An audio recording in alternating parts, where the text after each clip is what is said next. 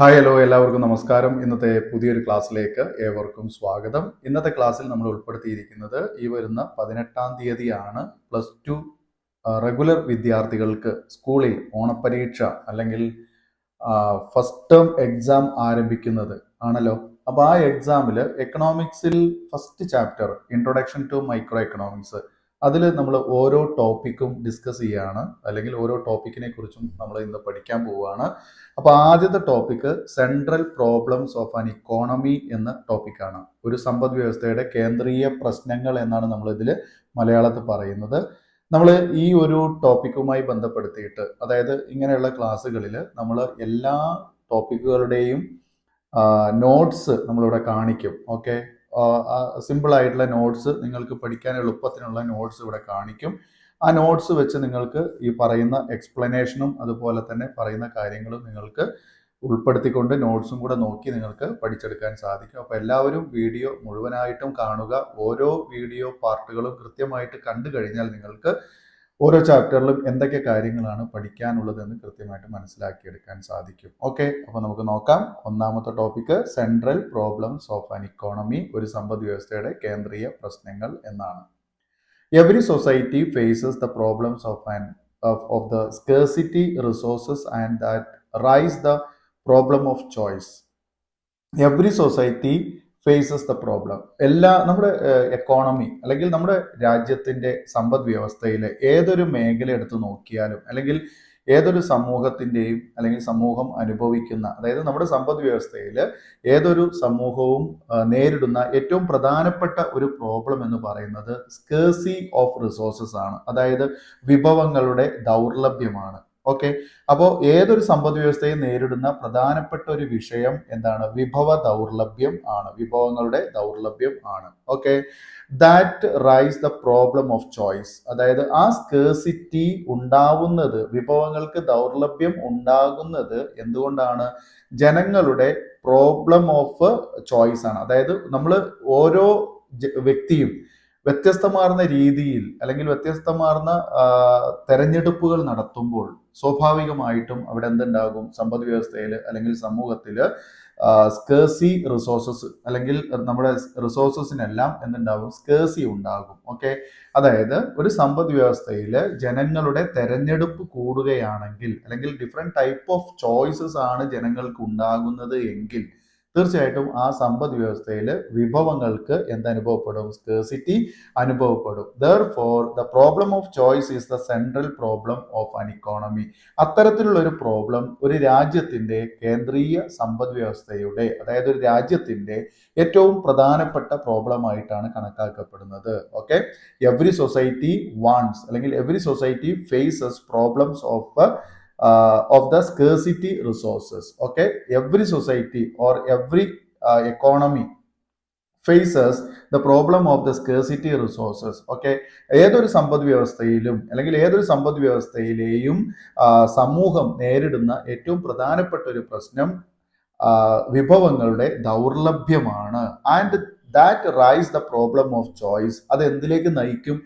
അത് അവിടെ problem of ചോയ്സിലേക്ക്, തെരഞ്ഞെടുപ്പിന്റെ പ്രശ്നത്തിലേക്ക് നയിക്കും എന്നുള്ളതാണ്. അപ്പൊ നമ്മുടെ കയ്യിൽ വിഭവങ്ങൾ കുറവാണെങ്കിൽ തീർച്ചയായിട്ടും ആ വിഭവങ്ങൾ ഉള്ളത് കൊണ്ട് നമ്മൾ എന്ത് ചെയ്യേണ്ടി വരും? നമ്മുടെ ആവശ്യങ്ങളൊക്കെ പൂർത്തീകരിക്കേണ്ടി വരും. അപ്പൊ അതായത് ഉള്ളത് വെച്ച് നമ്മൾ കാര്യങ്ങളൊക്കെ നടത്തേണ്ടി വരും എന്നാണ്. അല്ലാതെ നമുക്ക് വിഭവങ്ങൾ കുറവായതുകൊണ്ട്, വിഭവങ്ങൾ കുറേ ഉണ്ടെങ്കിൽ, ഒരുപാട് വിഭവങ്ങൾ ഉണ്ടായിരുന്നെങ്കിൽ തീർച്ചയായിട്ടും നമുക്ക് ഒരുപാട് ചോയ്സുകൾ ഉണ്ടാകും. ഓക്കെ, അത് വേണോ, അപ്പുറത്തുള്ള വേണോ, മറ്റത് വേണോ എന്നിങ്ങനെ നമ്മൾ സെലക്റ്റീവ് ആവാൻ സാധ്യതയുണ്ട്. നേരെ മറിച്ച് നമ്മുടെ കയ്യിലുള്ള വിഭവങ്ങൾ സ്കേഴ്സി ആയതുകൊണ്ട്, ദൗർലഭ്യം ഉള്ളത് കൊണ്ട് തീർച്ചയായിട്ടും നമുക്ക് എന്താണ്? അത്തരത്തിലുള്ള ചോയ്സ് ഓഫ് വെറൈറ്റി ചോയ്സസ് ഉണ്ടാവുന്നില്ല, അല്ലെങ്കിൽ അവിടെ ചോയ്സിന് പ്രോബ്ലം അറൈസ് ചെയ്യും എന്നുള്ളതാണ്.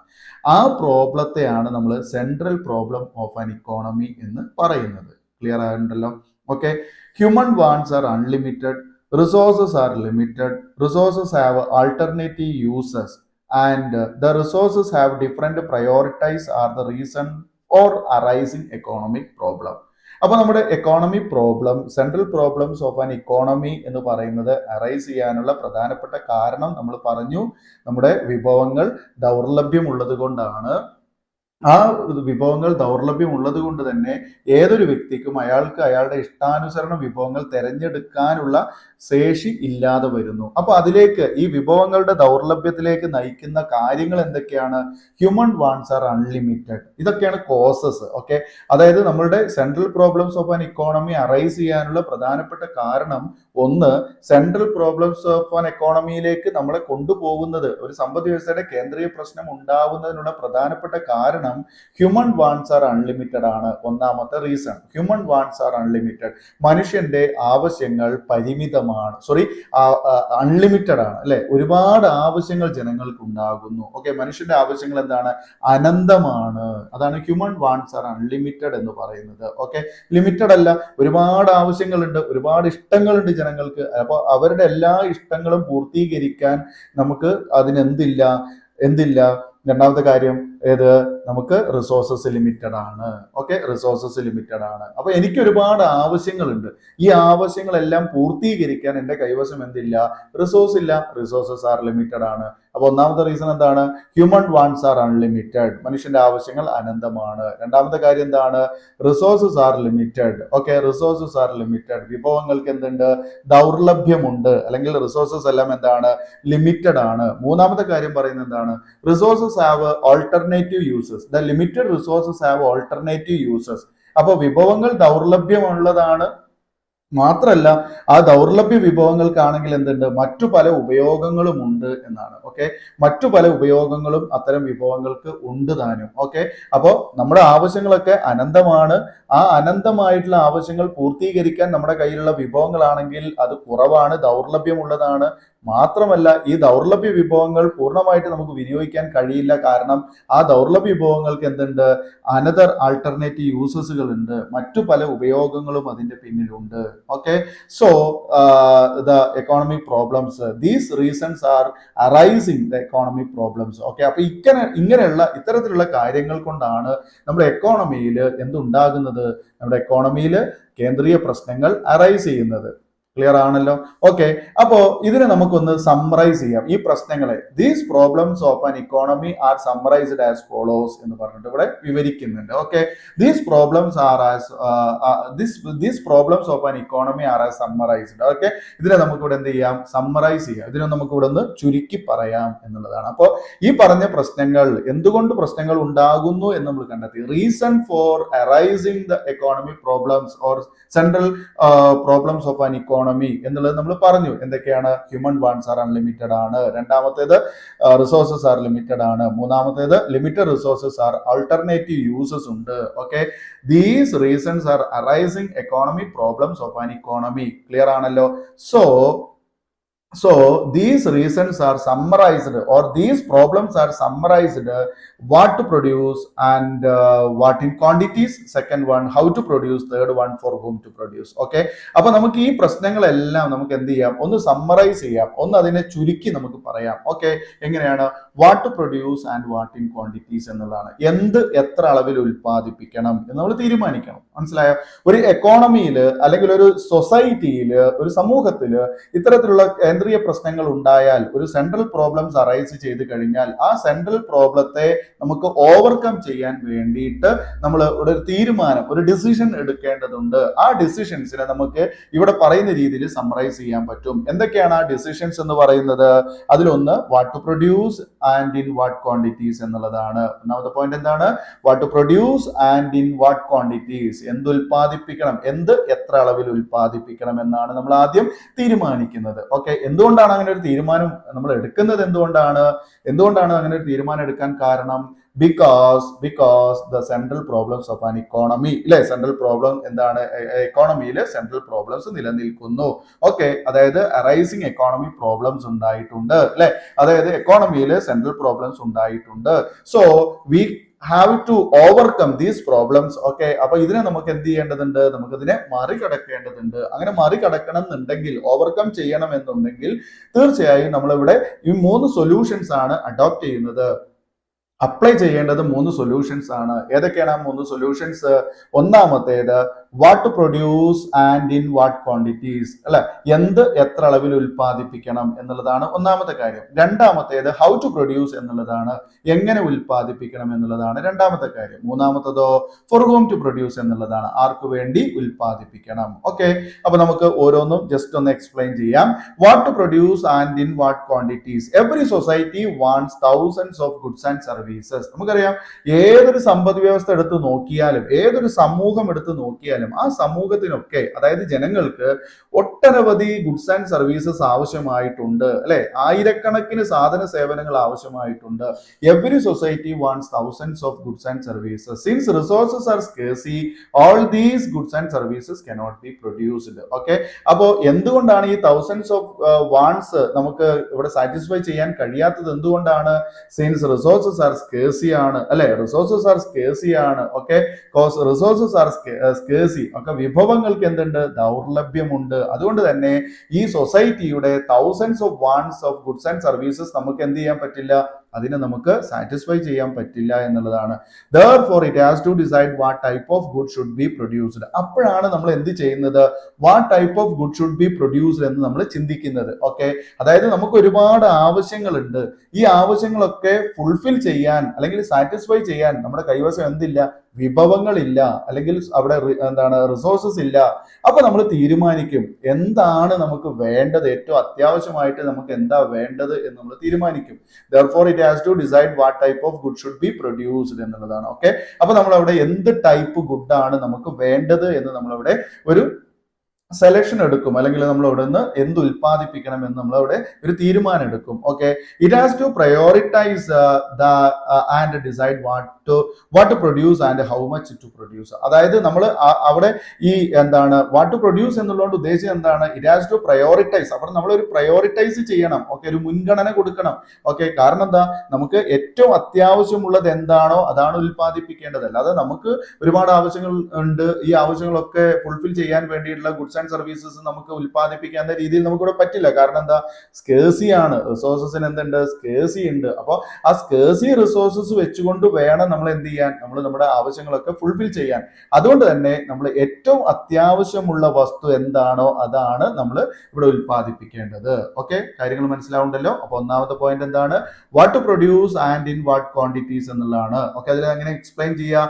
Every society wants thousands of goods and services. Since resources are scarcity, all these goods cannot be produced. Therefore it has to decide what type of good should be produced.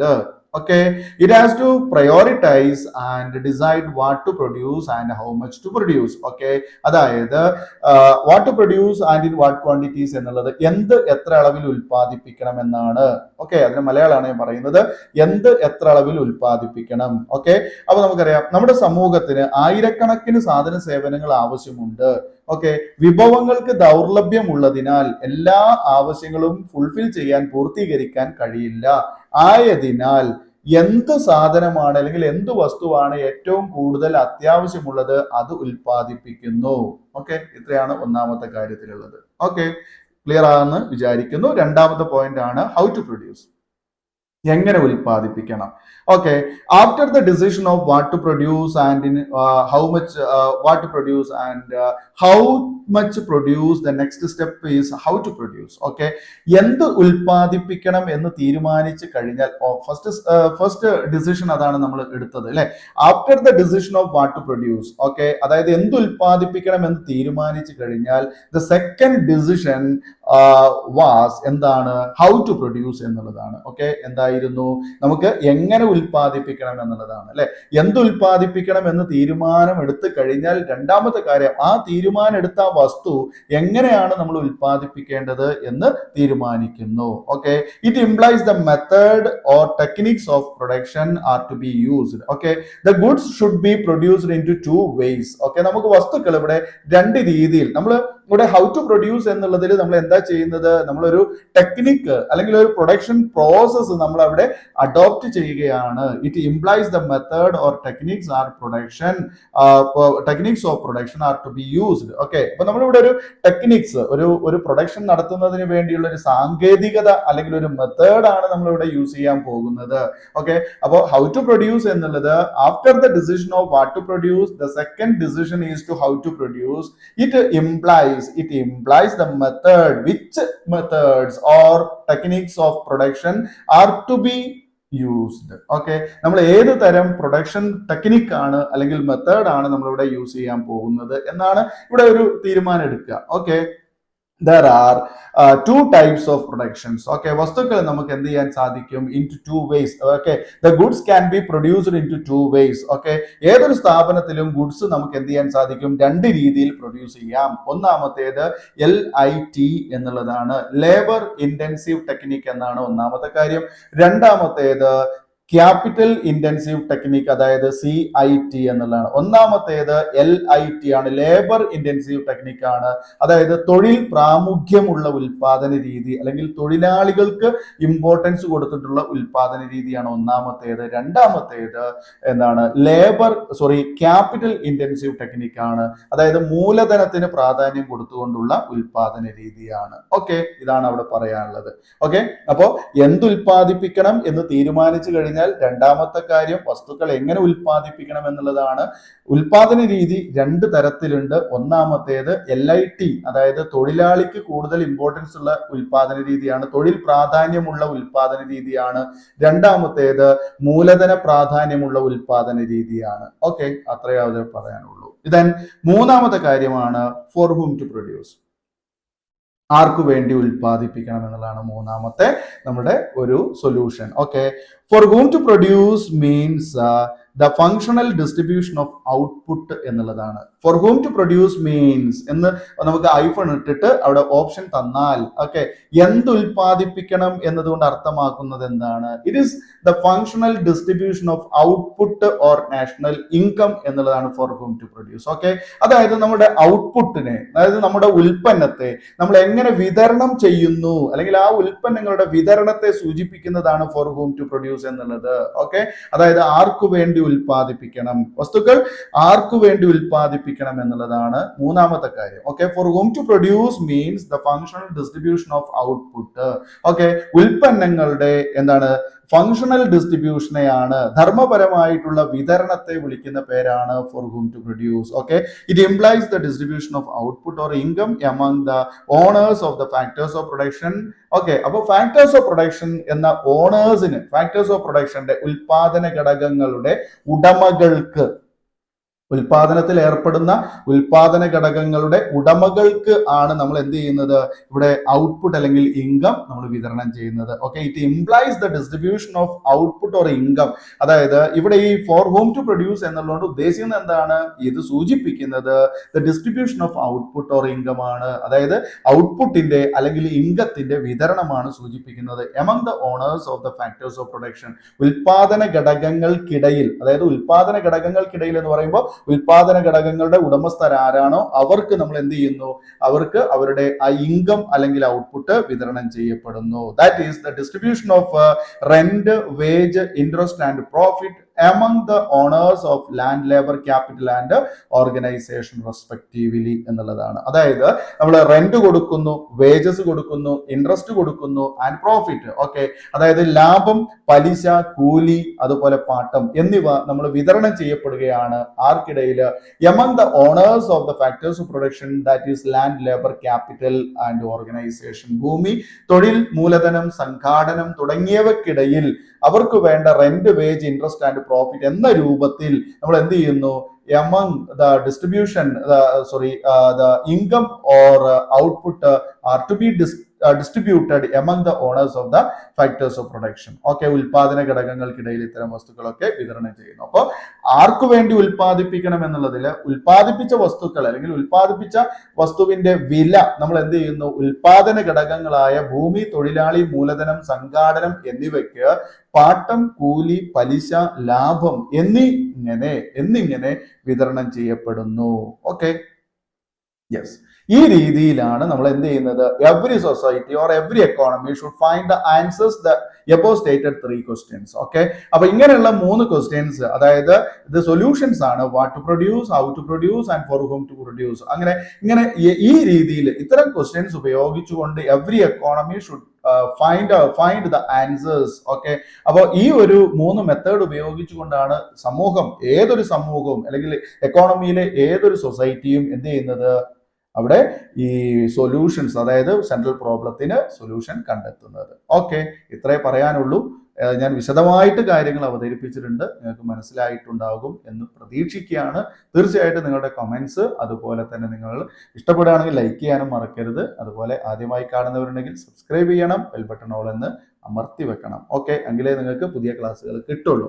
അപ്പോൾ നിങ്ങളുടെ comments എഴുതി അറിയിക്കുക. Okay, എങ്ങനെയാണ് ഇനി class വേണ്ടതെന്നുള്ളത്. ഞാൻ ഇംഗ്ലീഷിൽ എഴുതുന്ന കുട്ടികൾക്കും അതുപോലെ തന്നെ മലയാളത്തിൽ എഴുതുന്ന കുട്ടികൾക്കും ഉപകാരപ്പെടുന്ന രീതിയിലാണ് ക്ലാസ് പറഞ്ഞിട്ടുള്ളത്. ഇതൊരു 3 മാർക്കിന്റെ ക്വസ്റ്റ്യൻസ് ആണ്, 3 അല്ലെങ്കിൽ 4 മാർക്കിന്റെ ക്വസ്റ്റ്യൻസ് ആണ്. ഓക്കെ, അപ്പോൾ കാര്യങ്ങളൊക്കെ മനസ്സിലായിട്ടുണ്ടാവും എന്ന് വിചാരിക്കുന്നു. തീർച്ചയായിട്ടും നിങ്ങളുടെ എല്ലാവരുടെയും സപ്പോർട്ട് ഉണ്ടാവണം.